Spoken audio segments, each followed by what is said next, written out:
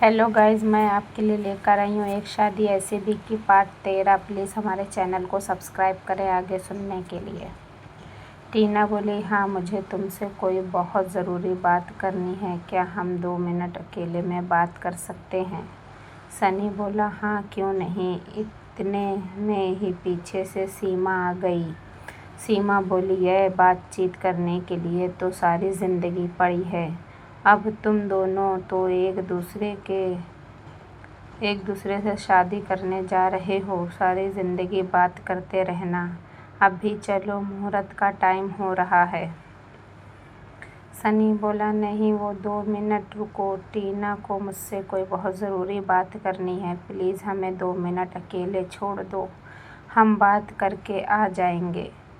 सीमा समझ चुकी थी, टीना लग रहा है सनी को सब बताना चाहती है, तो सीमा ने दोनों को बिल्कुल भी टाइम नहीं दिया और वो कहने लगी, नहीं नहीं जीजा जी।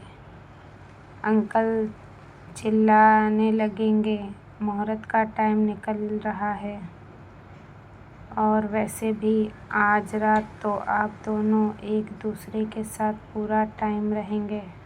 टीना को जो बताना हो आपको बता देगी और आपको जो सुनना हो सुन लीजिएगा, लेकिन अभी प्लीज़ चलिए, नहीं तो अंकल मेरे ऊपर चिल्लाएंगे।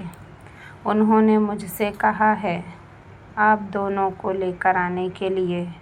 वैसे भी अंकल मुझे कोई ख़ास पसंद नहीं कर रहे हैं।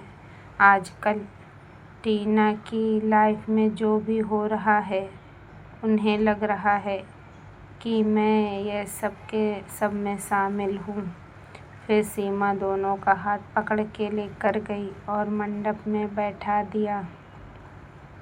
शादी की रस्में शुरू हो गईं। पहले पंडित ने कहा, पहले दूल्हा दुल्हन को वरमाला पहनाएगा, फिर दुल्हन दूल्हे को वरमाला पहनाएगी। टीना के हाथ में वरमाला थी और टीना के हाथ काँप रहे थे, तो टीना की माँ बोली, बेटा वरमाला पहनाओ सनी को। टीना काँपते हाथों से सनी को वरमाला पहना रही थी। सनी ने टीना का हाथ पकड़ा और अपने गले में वरमाला डाल लिया।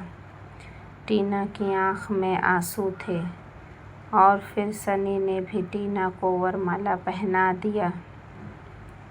फिर कुछ देर बाद पंडित जी ने कहा, फेरों के लिए खड़े हो जाएं। तो टीना बैठी थी और सनी खड़ा हो गया जल्दी से। टीना की माँ ने टीना को पकड़ के खड़ा किया। सनी यह सब देख रहा था। सनी ने टीना का हाथ पकड़ा और फेरे लेना शुरू किया। फिर जब पंडित जी ने कहा कि अब दुल्हन आगे और दूल्हा पीछे रहेगा, तो टीना आगे आई और सनी पीछे खड़ा था। सनी ने टीना की तरफ अपना हाथ बढ़ाया। टीना ने सनी का हाथ पकड़ा और फेरे लेना शुरू किया। फेरे पूरे होने के बाद सनी ने टीना की मांग भरा और मंगलसूत्र पहनाया। इस तरह से शादी पूरी हो गई।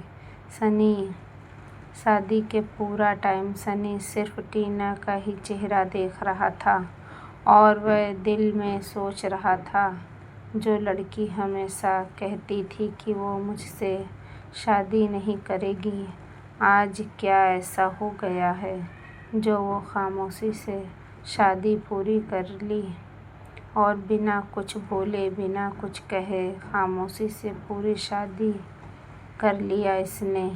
ज़रूर इसके दिमाग में कुछ तो चल रहा है, तभी यह इतनी खामोश है। रात में बात करूँगा टीना से। मैं तो इसी बात से बहुत खुश हूँ कि हमारी शादी एकदम सुकून से हो गई। शादी पूरी होने के बाद जब टीना और सनी सबका आशीर्वाद ले रहे थे, तो टीना अपनी माँ और पापा का आशीर्वाद लेते वक्त उनसे हाथ जोड़कर माफ़ी मांगने लगी। आप दोनों मुझे माफ़ कर दो, मैंने आप दोनों को बहुत परेशान किया है, लेकिन आज मुझे मेरी गलती का एहसास हो रहा है। पापा और माँ, प्लीज़ मुझे माफ़ कर दीजिए मेरी हर उस गलती के लिए जिस वजह से आपका दिल दुखा हो। टीना की माँ बोली, हमने तुम्हें माफ़ किया। औलादों से गलती हो जाती है और माँ बाप उन्हें माफ़ भी कर देते हैं।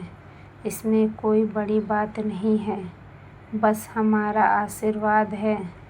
तुम दोनों साथ में हमेशा खुश रहो। टीना बोली, हाँ माँ, आपने सही कहा। औलादें हमेशा गलतियाँ करती हैं और माँ बाप हमेशा माफ़ कर देते हैं और हमारी गलतियों को छुपाते भी हैं। वक्त आने पर हम औलादें ही अपने माँ बाप को नहीं समझ पाते। अगर हम यह समझ लें कि हमारे माँ बाप हमारे लिए कभी कुछ गलत नहीं सोच सकते, तो हम आपके फैसलों के खिलाफ कभी ना जाएं। लेकिन यह बात हमें बहुत देर में समझ में आती है। टीना के पापा बोले, टीना बेटा जो भी हुआ भूल जाओ। अपने आने वाली ज़िंदगी को सोचो। अब सनी के साथ एक अच्छी ज़िंदगी गुजारो, हमारा तो यही आशीर्वाद है। और टीना के माँ बाप ने अपने आशीर्वाद के साथ टीना को विदा कर दिया। सनी ने जाते जाते टीना के माँ बाप से वादा किया, अंकल आंटी, वादा करता हूँ पूरी कोशिश करूँगा कि टीना को खुश रख सकूँ। और सनी टीना को लेकर अपने घर के लिए निकल गया। बाकी सब अलग गाड़ियों में गए थे। सनी टीना के साथ एक गाड़ी में था।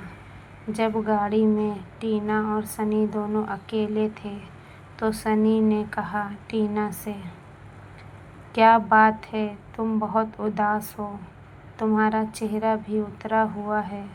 और हाँ, तुम मुझसे कुछ कहना भी चाहती थी, लेकिन सीमा ने रोक दिया। अब बताओ, यहाँ कोई भी नहीं है। अब बताओ मुझे क्या बात है।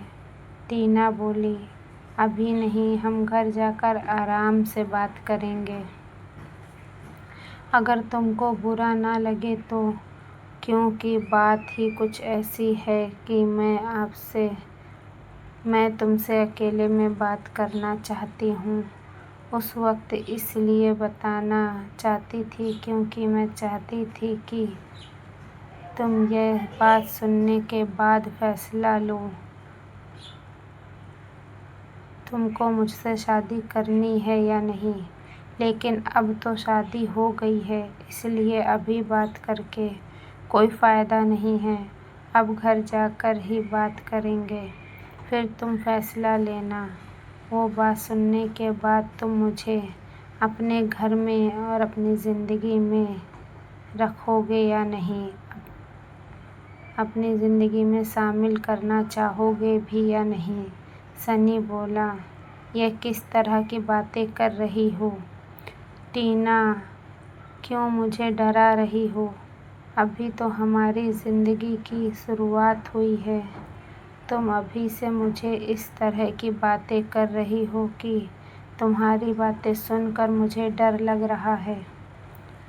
घर जाकर टीना क्या सच में सनी को सब सच बता देगी? आगे जानने के लिए